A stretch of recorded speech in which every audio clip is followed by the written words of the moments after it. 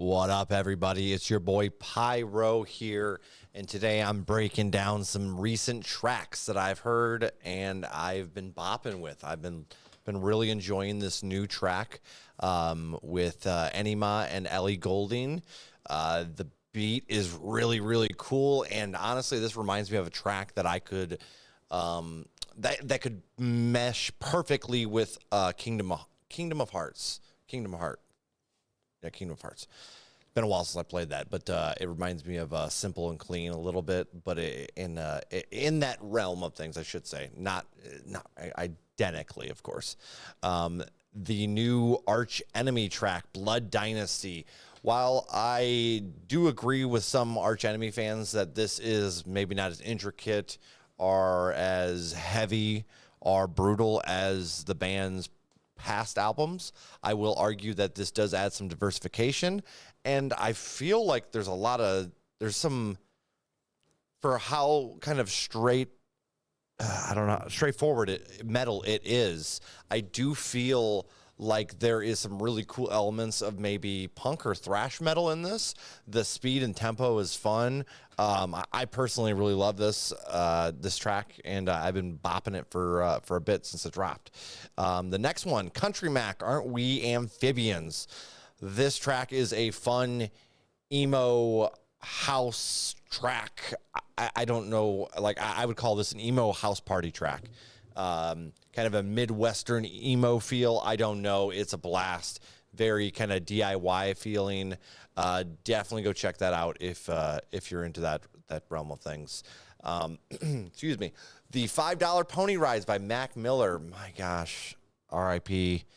to Mac Miller. I really loved his last album. I wasn't such a big fan of the album that dropped after he passed, and I was kind of worried about this one as well, but this really kind of renewed my hope in this project that's coming up here in a few days. This is a lot of fun, vibey. Love the jazz instrumental, very solid. And now I have two tracks here by PEGGY that I've also been bopping, and this is definitely more pop, singer-songwriter-ish.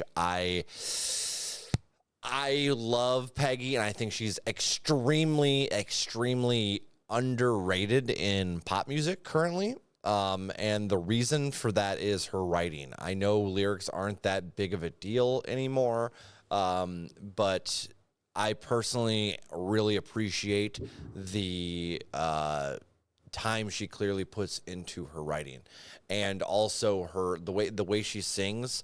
It just melds perfectly over the melody that she kind of that she's rolling with, and it's so much fun.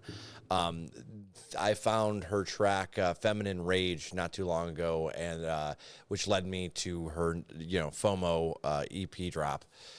I don't know if it's EP, excuse me, double. It's a double single because it has Panic Attack with it, and both are very thoughtful. FOMO kind of talking about feeling different than other people, and Panic Attack are just kind of struggling with those inner thoughts and feelings, and then Panic Attack a little bit more of the anxiety side of things, and I could connect with both of these, so very nice.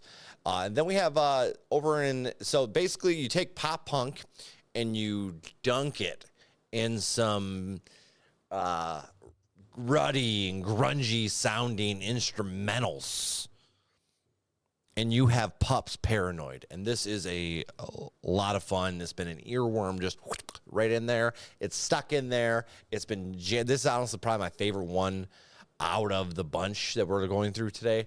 I absolutely love this track. It's a lot of fun. First listen, you're like, okay, it's all right, but every listen after that, it gets better, guys, trust me. And then, of course, you thought I was going to go through a month without mentioning my favorite band, Silverstein. Don't let me get too low. Listen, this is straightforward, typical Silverstein. I don't care. That's the way I like it. Not bad at all. Parting Gift with Brandon Kelly from the Lawrence Arms. This is a Sincere Engineer track. Excuse me, I cannot speak. A lot of fun. This is cool. This is kind of like,